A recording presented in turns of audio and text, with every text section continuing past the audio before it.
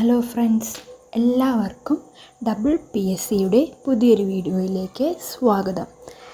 ഇന്ന് നമ്മുടെ രണ്ടാമത്തെ ദിവസമാണ്. അപ്പോൾ രണ്ടാമത്തെ ദിവസം പഠിക്കാൻ തന്നിട്ടുള്ള കാര്യങ്ങൾ നിങ്ങൾക്ക് എല്ലാവർക്കും അറിയാം.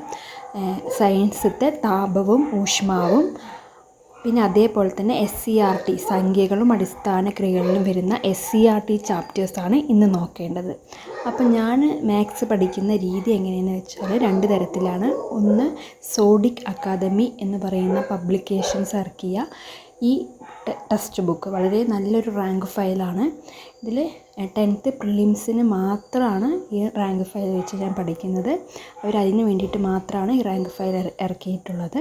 അപ്പോൾ അതിലുള്ള 10th പ്രിലിംസിന് നമുക്ക് വരുന്ന എല്ലാ ടോപ്പിക്കും ഈ റാങ്ക് ഫയലിലുണ്ട്. അപ്പോൾ ഇതിൽ ഓരോരോ കാര്യങ്ങൾ വളരെ വ്യക്തമായിട്ട് തന്നെ കൊടുത്തിട്ടുണ്ട്. അപ്പോൾ ഇത് ഞാൻ നല്ല രീതിയിൽ വായിച്ച് മനസ്സിലാക്കിയിട്ടുണ്ട്. അതേപോലെ ഓരോരോ ഫോർമുലാസൊക്കെ ഓരോരോ ബോക്സിലിട്ടിട്ട് കൊടുത്തിട്ടുണ്ട്. അതേപോലെ നമുക്ക് അത് വേഗം മനസ്സിലാക്കാനും സാധിക്കുന്നുണ്ട്. അതേപോലെ ഒരുപാട് പ്രോബ്ലംസ് നമുക്ക് ചെയ്ത് നോക്കാനായിട്ട് ഇവർ ബാക്കിൽ കൊടുത്തിട്ടുണ്ട്. അതായത് ആ ഒരു സെക്ഷൻ കഴിഞ്ഞ് വെച്ചാൽ അതിൻ്റെ ബാക്കിൽ വർക്ക്ഷീറ്റ് പോലെ ഒരുപാട് പ്രോബ്ലംസ് നമുക്ക് ചെയ്ത് നോക്കാനായിട്ട് കൊടുത്തിട്ടുണ്ട്. അത് നമുക്ക് വളരെ യൂസ്ഫുള്ളായിരിക്കും.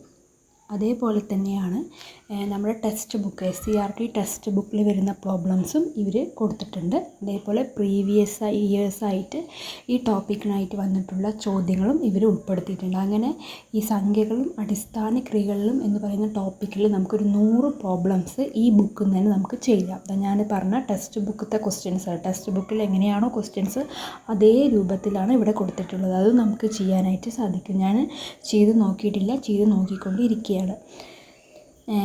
ഇന്നലെ നെയ്റ്റിലാണ് ഈ മാത്സ് പഠിക്കുന്നത്. അതുകൊണ്ടാണ് വീഡിയോസ് നെയ്റ്റിലിടാതിരുന്നത്. അതുകൊണ്ടാണ് ഇന്ന് മോർണിംഗിൽ ഞാൻ എടുത്തിട്ട് നിങ്ങൾക്ക് ഇടുന്നത്. കിട്ടിയതെല്ലാം ടിക്ക് ചെയ്ത് വെച്ചിട്ടുണ്ട്. കിട്ടാത്തത് ഇന്ന് ചെയ്ത് വയ്ക്കുന്നതായിരിക്കും.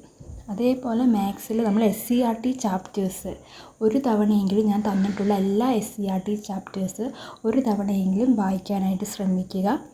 ഇത് 100 ക്വസ്റ്റ്യൻസ് കഴിഞ്ഞിട്ട് അത് വളരെ വിശദമായിട്ടുള്ള ഉത്തരത്തിൻ്റെ സെക്ഷനാണ് ഇപ്പുറത്ത്. ഉത്തരം നല്ല രീതിയിൽ തന്നെ കൊടുത്തിട്ടുണ്ട് അവർ. അതേപോലെ SCERT ചാപ്റ്റർ ഞാൻ തന്നിട്ടുള്ള സംഖ്യകളും അടിസ്ഥാന ക്രിയകളും എന്ന് പറയുന്ന ടോപ്പിക്കുമായി ബന്ധപ്പെട്ട് വരുന്ന SCERT ചാപ്റ്റർ നിങ്ങൾ ഇത്രയും ചാപ്റ്റർ ഒന്ന് നല്ല പോലെ വായിച്ച് മനസ്സിലാക്കി വയ്ക്കുക. ചെറിയ ചെറിയ കാര്യങ്ങളാണ് അതിൽ പറയുന്നത്. ഞാൻ വാങ്ങിയിട്ടുള്ള SCERT റാങ്ക് ഫയലിൽ സ്കൂൾ പാഠഭാഗത്ത് നിന്നുള്ള ചോദ്യങ്ങളും അവർ അതിൽ ഉൾപ്പെടുത്തിയിട്ടുണ്ട്. അതുകൊണ്ട് തന്നെ നമുക്ക് ഓരോരോ സെക്ഷൻ കഴിയുമ്പോഴും സ്കൂൾ പാഠഭാഗത്ത് ചോദിച്ചിട്ടുള്ള ചോദ്യങ്ങൾ നമുക്ക് വർക്ക് ചെയ്യാനായിട്ട് സാധിക്കുന്നുണ്ട്.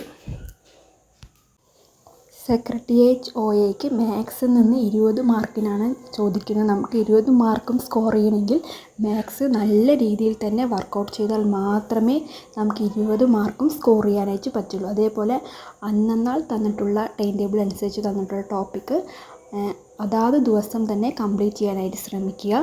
അപ്പോൾ ഞാൻ ആ ടോപ്പിക്ക് കംപ്ലീറ്റ് ചെയ്തതെന്ന് വെച്ചാൽ ഞാൻ ബുക്കിൽ എഴുതി വെച്ചിട്ടുണ്ട് ടൈം ടേബിൾ. അതിൻ്റെ സൈഡിൽ ഒരു കോളത്തിൽ ഞാൻ കംപ്ലീറ്റ് ചെയ്ത ടോപ്പിക്ക് ടിക്ക് ചെയ്യുന്നതായിരിക്കും. അപ്പോൾ നമുക്കൊരു മനസ്സിനൊരു സമാധാനമാണ്. അതേപോലെ പിറ്റേ ദിവസം പഠിക്കേണ്ട ടോപ്പിക്കുകൾ നമുക്ക് വേഗം പഠിച്ച് തീർക്കാനുള്ള ഊർജ്ജവും കിട്ടും.